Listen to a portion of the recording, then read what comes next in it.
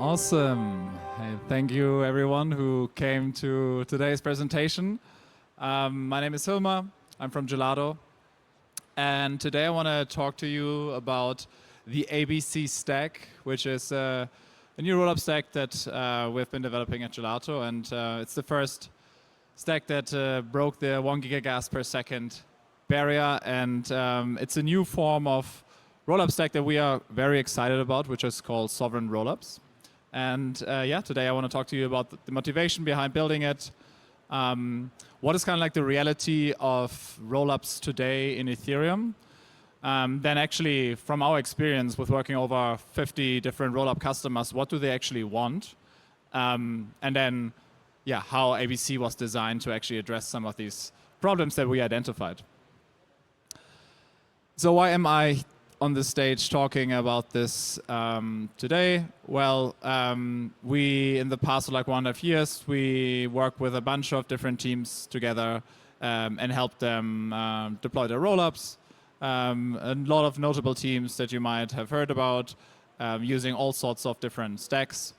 Yeah, I think we used the ZK stacks, the optimistic rollup stacks, all of the different sort of frameworks that you might be aware of. And we look always, of course, how our customers are using those, what are the use cases, and do they actually use certain services as if they're like they're designed to be used or not. Then of course I will talk a bit about like ABC Stack and why for a certain user group we believe it's actually a very interesting and compelling use case. So just as a reminder for all of us, I think there's a lot of confusion oftentimes to like how rollups really work. So a rollup, at the very essence of it, is a blockchain that posts its data, it posts its transactions to another blockchain in order to outsource security and consensus around an ordered list of transactions. That's basically it. That's like a common definition of what a rollup is. Now, where a lot of the confusion usually arises is that in most of today's sort of rollup frameworks, we always have a bridge enshrined to the actual rollup itself. So we talk about the rollup as, when we say rollup, we usually mean the rollup and the bridge. And why this is the case is because these rollups were designed with like Ethereum as kind of like a hub in mind. So when they were first sort of initiated a couple of years ago, there was like, okay, we have Ethereum. Ethereum is the base layer for everything. On Ethereum, we will create all the assets. We will issue all the assets. And then we will have these sort of network extensions to Ethereum where people can bridge assets into, out to again. And we can secure this bridging via proofs, fraud proofs, ZK proofs. You can do TE proofs, whatever you like, right? And this is really what like people think about Ethereum L2s today, what a rollup is. They usually say it's the rollup plus the bridge. And what we did is we had the L1, then we had L2s on this L1, and now there are L3s on top of L2s, and now there might be L4s on top of L3s, right? So this is kind of like this sort of hub and spoke architecture that arose. And why do we sort of like do this, right? Why do we design it? Well, because as I mentioned, these rollups were not really thought of as like individual chains that should do their own thing. They were like more like network extensions to Ethereum. So they should actually feel like Ethereum, but not being part of the sort of layer one. Back then also we had a bunch of like very complicated bridge hacks, and bridges were like custom built for every single L1, and there were a lot of issues with that. So enshrining this bridge into the system kind of like made sense. And back then, literally 99% of all the assets were issued on Ethereum, also the stable coins, right? And so, yeah, thinking that Ethereum is the hub for all the assets also made a ton of sense. But yeah, let's look at some data here, right? This data is directly pulled from like L2Beat. And yeah, what do these sort of like layer 2s that you see right here have in common? ZK Sync Base, Real, which is a real world asset chain, Arbitrum, and so forth. Well, all of them actually have the majority of the assets on their chain natively issued on the rollup itself. So these assets, the biggest chunk of the TVL of these chains actually do not come from Ethereum anymore. Even though like this was like how most of these things were designed at the very beginning, these chains have the highest percentage of the TVL issued on the chain themselves. So like on Base, it's mostly like USDC, for example, and the issuer is actually Circle on Base and not Circle on Ethereum and then bridging into Base. It's like directly issuing on Base. And there are some where this percentage is over 90%. Now, this is another set of chains, like raas, for example, Perpdex, that is working together with on Gelato. Bob is like a Bitcoin L2, also on Ethereum. Mode, Inc. is also a sort of L2, is working together with us. So what do those have in common? Well, the majority of the assets for those chains is actually bridged in from other chains, not Ethereum. So they don't use the canonical bridge that is enshrined to Ethereum to bridge over these assets. They bridge them over from all sorts of different other chains, maybe Solana, maybe Base directly, maybe Arbitrum directly. So these, TLDR, they are using these rollups quite differently than they were designed, if you look at this. And this is kind of like a snapshot of like the entire sort of rollup space.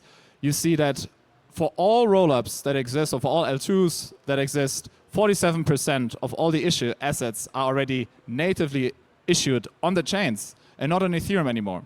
Ethereum is not the asset issuance platform that we thought it would be at the very beginning. Like the dynamics have changed. And what I basically sort of want to sort of make you think today is, okay, if that's the case, if already 47% of all the assets are issued on these rollups, could you make the case that these rollups today are already 47% sovereign and actually not Ethereum L2s, or they are only to a very small percentage, 38%, still Ethereum L2s? This is kind of like how I sort of like want you to think in this presentation. So we analyzed a lot of chains. We worked together with a lot of these chains, right? And when I talked to them, when I asked them, okay, what are you actually looking for in building your ecosystem, your application, your blockchain, they usually come to me with like 5 things. One, of course, very simple. I want extremely high throughput. I want low cost, right? And even today, a lot of the chains that exist do still have pretty limited throughput. Also, transaction fees sometimes go up, especially if Ethereum data availability, Ethereum blob space is filled up. Then the second one is pretty important. It's they want to onboard users very easily to their own ecosystem. And they want to do it fast and cheap. And the problem is, every single time you need to force someone to go via Ethereum to join your chain, you have to pay pretty hefty fees, and it becomes quite slow. That's why a lot of new chains actually want to onboard users via existing rollups or existing other chains like Base or Inc, for example. Then, of course, you would like to have access to like all the liquidity in the world. You want high security, low cost. And this is also interesting. You want more control over your chain. This control means you want to control how transactions are getting sequenced. You want to control how blocks are being built. And there are actually applications and organizations that want to have control over who can transact on their blockchain, right? Ethereum is a lot about censorship resistance. So everyone can always transact.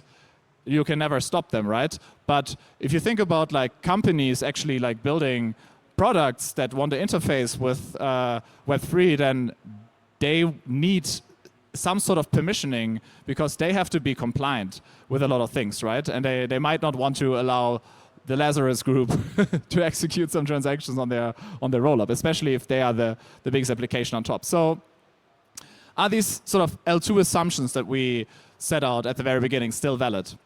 Well, after like talking to a lot of developers, I think, and it's sometimes the brutal truth, but I don't think they care that much about scaling Ethereum. They care about scaling the application, right? Ethereum is like a platform they can use in order to achieve this, but it's not about scaling Ethereum per se anymore. It's about, hey, I want to create a successful application in the space.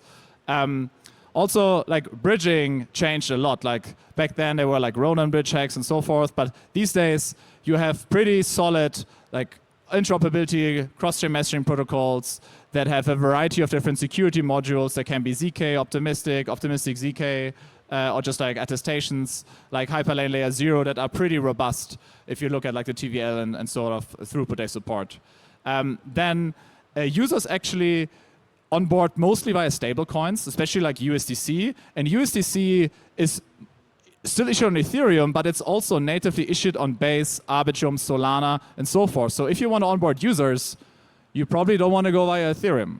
You just issue USDC straight on Base or on Solana, then you bridge from Base and Solana to your chain, and bam, you got your user onboarded. Why would you go via Ethereum? It's slow and expensive, and it's not more secure, because the settlement layer for USDC is Circle servers. It's not Ethereum. It's not a native Ethereum asset. Yeah, and so this is sort of like what we came up with after looking at all of this.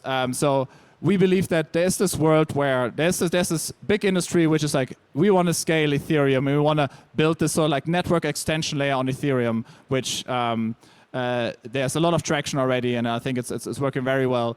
But I think from talking to a lot of customers, I think a bunch of chains, a bunch of projects actually do not want to scale Ethereum. They would rather just build and have control over their own blockchain that can interface with Ethereum, but Ethereum is not different to like a Solana to them, or like even a Ton, or like a Base. It's so like all equal. And this is really what the ABC stack tries to achieve. It tries to be this, like it tries to cater to this audience, and it does so at a really impressive performance that I will go into in a moment.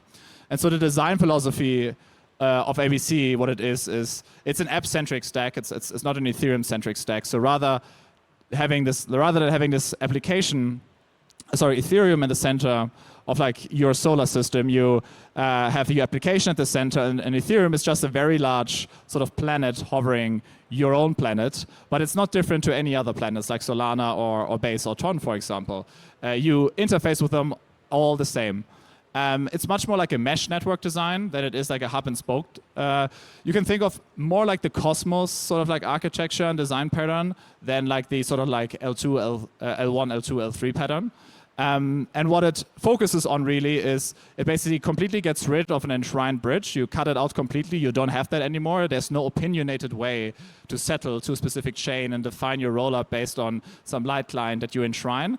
But it basically is just, hey, you bring the interoperability system you want. You can bring a hyperlane with like an attestation service. You can bring layer 0 that secures your chain with Google. You can bring Circle if you pay them a lot of money, right? It's completely up to you how you want to interoperate, with whom you interoperate, and what's the security you would like to have. Now, we have some pretty good performance on the stack. So it does 1 gigagas per second with a throughput, which is sort of like 100 times that of like most other sort of like technologies that are currently available. It is very much based on Celestia. Why Celestia? Celestia as a DA layer has the highest throughput already today, has one single slot finality, which is great for interoperability, and basically from a roadmap perspective will already provide capacity that is way higher than what Ethereum will probably achieve in the short to medium future. Though, of course, I still want Ethereum to scale a lot, and I'm rooting for it. But yeah, I think they have to increase the pace a bit to compete against guys like Celestia here.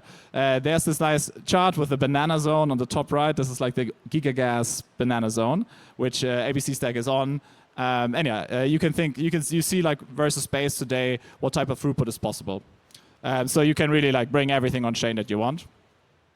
This goes into the modular interoperability. As I said, ABC has multi-chain settlement. So you don't settle to you don't have an enshrined settlement to Ethereum, which defines your rollup. You just have a modular interoperability protocol. You can settle to 6 different chains at the same time, but like you are still like a sovereign chain. And how you want to deal with bridging is completely up to you.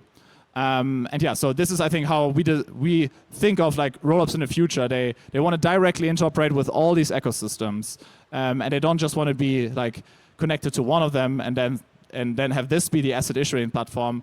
You want to have assets that are issued on Solana. All the meme coins should come to your platform. Ton, who knows if it will still be successful in a couple of years, but if so, you probably want to be interoperate with it, right?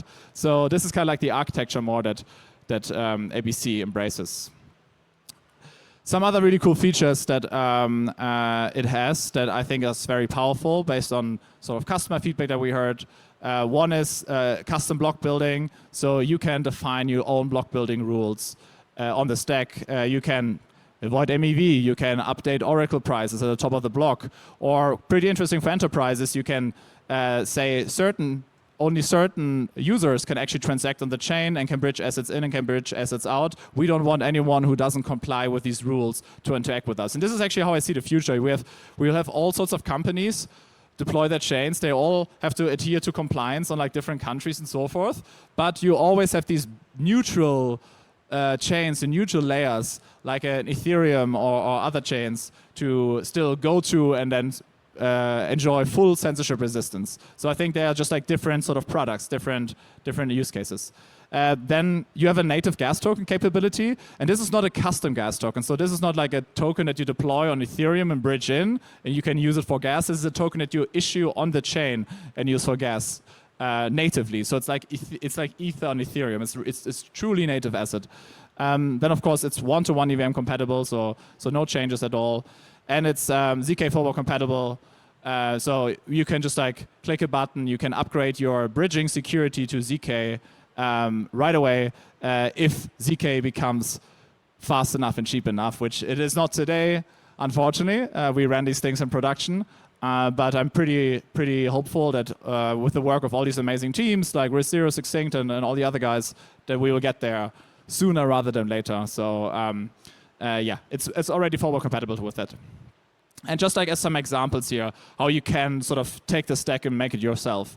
If you have a DeFi chain, let's say, how would it look like? You have DA, Celestia. You have interoperability, use like the Hyperlane messaging protocol.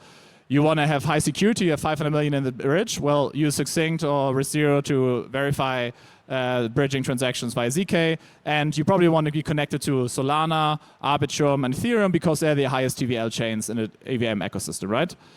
Let's say you're a gaming chain. Should a gaming chain be like ZK right now? Probably not, right? Probably it has only 500K in TVL. Probably it just wants to mint some weird-ass NFTs. So I think having like a 3 out of 4 multi-sig sort of like attestation service to bridge these assets in and out of this chain is totally fine, right? If you can cut costs down and if you can get latency down of like bridging in and out, which is what games want, perfectly fine, right? And you probably don't want to be connected to Ethereum. You probably want to be connected to Ronin or Base or some other ecosystem, right? Yeah, and like finally, like enterprises, as I already mentioned, you probably want to be OFAC compliant. You want to probably blacklist Lazarus. You want to not have them be able to interact on your chain, right? This is all possible, and you probably don't want to post your data to any public DA layer. You want to keep it private. You might want to use ZK to verify that everything has been run correctly, but that's it, really. Yeah, so ABC Stack is now available on our Rollup as a Service platform among the other like leading Rollup stacks in the industry. You can actually literally click it in 5 minutes. So like you come to a website, you click a button, 5 minutes, you got the chain. Like the fastest deployment in the industry, I guarantee that.